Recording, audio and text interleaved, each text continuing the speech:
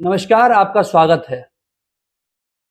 कहा यह जाता है कि संघर्ष बिना करे कोई महान नहीं होता और जिसके जीवन में संघर्ष नहीं होती उसकी कोई पहचान नहीं होती। तमाम तरीके से शुरुआत करने से पहले मैं आपको बता दूं कि हमारे साथ जो आज शख्सियत बात करने के लिए मौजूद हैं, वो किसी परिचय के मोहताज नहीं हैं। मां नारायणी इंटर कॉलेज जो है संस्था है, उसका संचालन करते हैं और राजनीति से भी काफ़ी जुड़े हुए हैं। जिला पंचायत सदस्य के प्रतिनिधि हैं और छात्र राजनीति में भी अपना दबदबा दिखा चुके हैं। मोहित यादव सनी इनका पूरा नाम है। मोहित जी, आपका स्वागत है हमारे चैनल आप तक। बहुत बहुत धन्यवाद। और आपने जो हमें मौका दिया आप तक पर, उसके लिए आपको बहुत बहुत धन्यवाद। आपका चैनल कुछ समय में ही काफ़ी पॉपुलर हुआ और बड़े बड़े राजनीतिक लोगों से आपने इंटरव्यू लिया, तो मैं देखता रहता हूँ। कम समय में आपकी जितनी भी तारीफ की जाए वो कम है। धन्यवाद। अब शुरुआत करते हैं आपके राजनीतिक यात्रा की। शिक्षा से जुड़े हुए शिक्षा से जुड़ी हुई आपकी जो यात्रा है, लोग जानना चाहते हैं कि आप राजनीति में कब एक्टिव हुए थे और आपकी कब शुरुआत हुई थी? वैसे तो इंटर के बाद हमारी पढ़ाई ग्वालियर जीवाजी यूनिवर्सिटी में मैं पढ़ा, वहाँ से ग्रेजुएशन किया, मास्टर डिग्री वहीं से ली हमने। उसके बाद जब मैं घर पे आया तो यहाँ का मैंने माहौल देखा, परिवेश देखा, क्योंकि फादर भी हमारे पुराने राजनीति से जुड़े हुए हैं और सामाजिक कार्यक्रमों में और सोशल लाइफ में उनका ज़्यादा समय बीता, व्यवसाय के साथ साथ। तो उस चीज़ का असर हमारे ऊपर भी पड़ा छात्र जीवन से।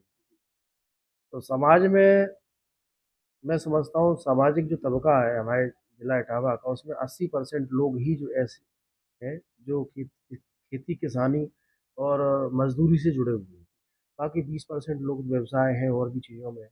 80% जो गरीब तबका है वो कहीं ना कहीं जुड़ा हुआ है किसी न किसी उद्देश्य से, चाहे वो राजनीतिक उद्देश्य रहा हो, चाहे वो रोजगार का, या और भी तमाम तरीके की सरकारी योजनाएं हों उनके लाभ के लिए।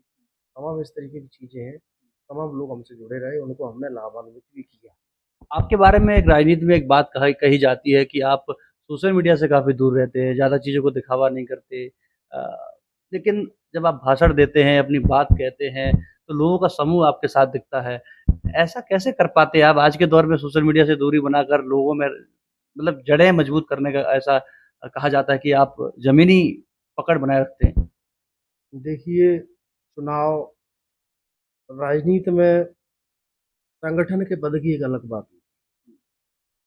संगठन में हमने बहुत ज़्यादा काम नहीं किया। एक बार हमें छात्र सभा का जिलाध्यक्ष बनने का मौका मिला था, मैं बना, लेकिन मैं जिले में उतना एक्टिव नहीं रह पाया, क्योंकि जहाँ से पिताजी हमारे जिला पंचायत सदस्य हैं, लगभग 100 सभाओं से बजरी पड़ती। पंचायतें होंगी 35 से 40 गाँव में अच्छे अच्छे, तो हम लोगों को यहाँ से निकलने का मौका नहीं मिलता। क्षेत्र में यही इतनी समस्याएं होती कि जिले पे हम लोग राजनीति नहीं करते, और जब जिले पे नहीं पहुँच पाते हैं तो जाहिर सी बात है कि मीडिया से दूरी तो स्वाभाविक सी बात है। अच्छा, ग्रामीण परिवेश में रहते हैं यहाँ पे, तो एक एक हफ्ता हो जाता है जिला हेडक्वार्टर पर नहीं पहुँच पाते, लोगों से नहीं मिलते, क्योंकि यहाँ की इतनी ज्वलंत समस्याएं रहती हैं, उनसे हम लोग नहीं निपट पाते। इसलिए अपना क्षेत्र, अपना घर, अपना व्यवसाय, 3 चीज़ों पे हमारा ज़्यादा फोकस है। तो इसलिए थोड़ी सी दूरी रहती है मीडिया से। अब मैं एक सवाल आपसे पूछना चाहूँगा, क्योंकि आपने भी काफ़ी समय से जुड़े हुए हैं। किस तरीके से देख रहे हैं, एक दौर था नेताजी मुलायम सिंह यादव का, एक दौर है अखिलेश यादव का, दोनों दौरों में कितना अंतर मानते हैं और किस तरीके से देखते हैं उस दौर को और आज के दौर को? नेताजी के दौर का समय पिताजी बताते हैं, हम तो जब वो राजनीति कर रहे थे तो हम इतने एक्टिव नहीं थे, छोटे ही थे। तो उस टाइम पे नेताजी का जो जुड़ाव था क्षेत्र से, तो डायरेक्टली जुड़ाव था, और लोगों की वो मदद भी करते थे। जसवंत नगर के लोग जब लखनऊ जाते थे तो उनके लिए स्पेशल समय था, और एक सीमित समय में काफ़ी लोग उनसे जुड़े हुए थे। लेकिन क्योंकि माननीय राष्ट्रीय अध्यक्ष जी के समय में, क्योंकि उन पे एक इंडिया घटक के रूप में एक बात की जाए, तो अखिलेश जी माननीय राष्ट्रीय अध्यक्ष जी के ऊपर एक बहुत बड़ी जिम्मेदारी, जो उस टाइम पे नहीं थी। अब जिम्मेदारी बहुत बड़ी कहा ये भी जाता है कि अखिलेश जी से आपके संबंध बहुत अच्छे हैं, आप चुपचाप से अपना काम करा लेते हैं जो भी होता है। है। अब वो बात एक अलग है, विषय कि वो हमें मानते हैं, वो उनकी कृपा है, एक बहुत बड़ी महान कृपा है, वो हम पे भरोसा करते हैं। और ज़्यादातर समाजवादी पार्टी के जितने बड़े नेता, माननीय चाचा जी हों, टॉप साहब हों, ताऊ जी, आदरणीय रामगोपाल यादव जी, और चाहे अखिलेश भैया हो, सब लोग हम पे बहुत अच्छा भरोसा करते हैं। और मैं ये प्रयास करता हूँ कि उनकी उम्मीदों पे खरा उतरूँ।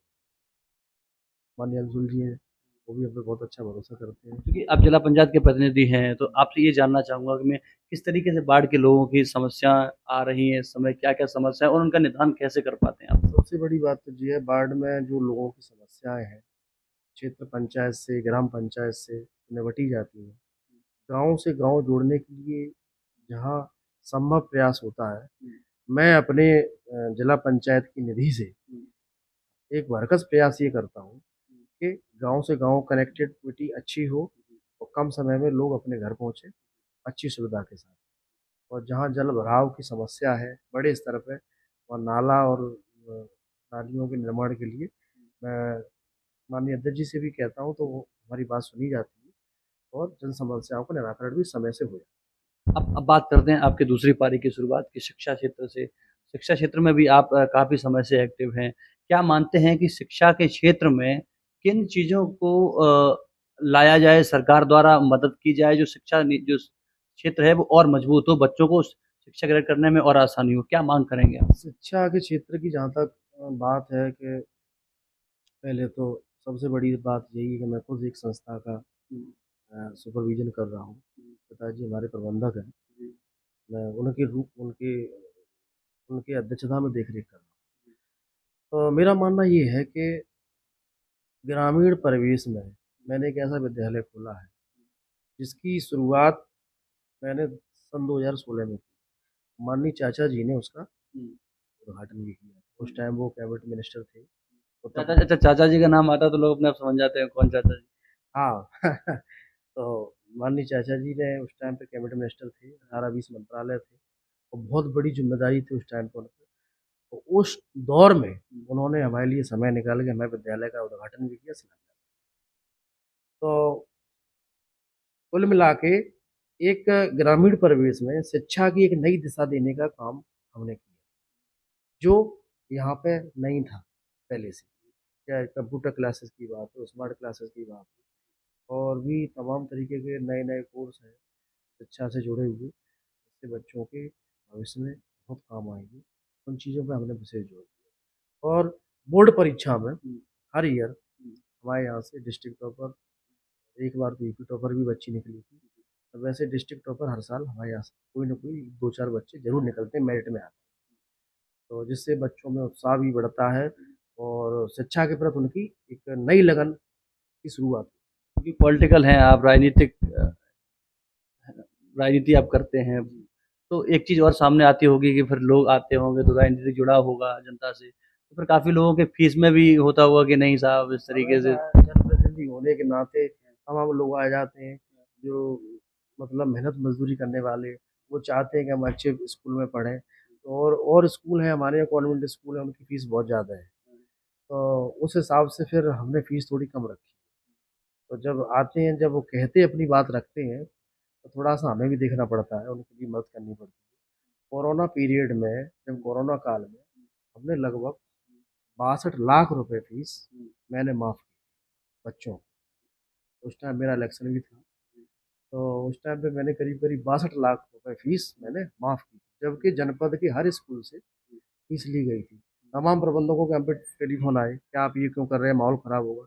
और माहौल इसलिए ख़राब नहीं होगा क्योंकि बच्चों ने, जब हमारे स्कूल में नहीं आए, जब पढ़ाई नहीं की, ऑनलाइन सुविधाएं गांव में आजकल है नहीं। तो ये ऐसा हम इस तरीके से फीस हम नहीं वसूल सकते। मैंने सारी फीस माफ। तो ये शिक्षा का मंदिर है, बिजनेस बाद में है, समाज सेवा पहले है। पहले के बुजुर्ग भी जब कॉलेज और विद्यालय खोलते तो चंदा से खोलते, और उनका सिर्फ एक उद्देश्य होता था कि किसी तरीके से समाज को आगे बढ़ाया जा सके। तो ये ट्रस्टेबल चीज़ें हैं और इन पे हम लोगों को जो जोर देना चाहिए कि समाज सेवा पहले, व्यवसाय बाद।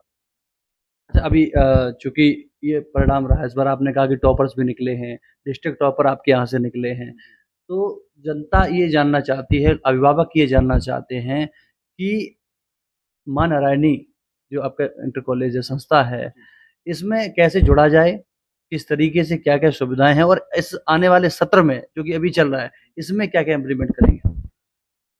अब सुविधा की जहाँ तक बात है, हमारे यहाँ करीब करीब, वैसे तो इंटर कॉलेज के लिए 3 बीघा जमीन सफिशियंट होती है। हमने अपने इंटर कॉलेज में लगभग लगभग 2 एकड़ जमीन लगाई। 3 साइड ओपन प्लेग्राउंड है,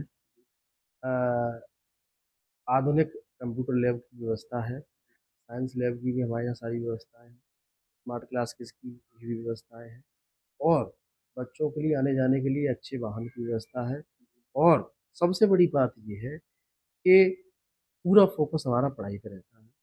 अगर विद्यालय में थोड़ी एक्टिविटी पे भी ध्यान देते हैं, हम भी देते हैं, लेकिन चूंकि ग्रामीण परिवेश से हैं और बच्चे एकदम पिछड़े हुए आते हैं, सरकारी स्कूलों से हमारे यहाँ आते हैं, और चूंकि सरकारी स्कूलों की इतनी लचर व्यवस्था है, वहाँ बच्चे इतना नहीं पढ़ पाते, तो उस स्ट्रक्चर को देखते हुए टीचरों को मेहनत भी करनी पड़ती है। तो इसलिए जो टीचर हैं और जो बच्चे हैं, उनका जो कॉम्बिनेशन है, उसको हम बेहतर से बेहतर बनाने के लिए हर संभव प्रयास। आखिरी मैसेज आपका, क्या मैसेज देना चाहेंगे अभिभावकों को कि अभिभावकों को बच्चों के प्रति सुधार लाने की आवश्यकता है? क्योंकि आप अपना काम करते हैं, विद्यालय अपना काम करता है, टीचर्स अपना काम करते हैं, कहाँ वो कमी है जो आप मैसेज देना चाहते हो कि अपने बच्चों पर किस तरीके से वो ध्यान रख सकते मैं सिर्फ एक बात कहूँगा अपने प्रिय अभिभावकों से कि बच्चे पे स्कूल से जाने के बाद अगर वो बच्चे की एक्टिविटी पे, और सबसे बड़ी बात ये है, आजकल के बच्चों के मोबाइल फ़ोन 24 घंटे में हर गार्जियंस को एक बार उनके मोबाइल फ़ोन चेक करने चाहिए, उसके बाद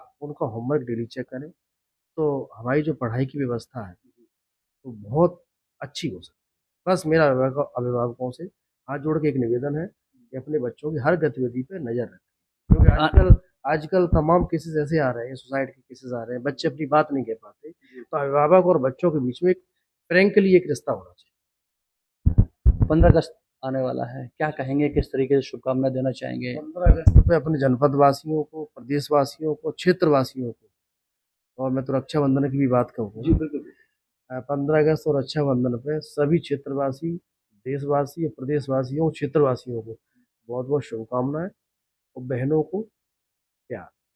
बातचीत करने के लिए बहुत बहुत शुक्रिया।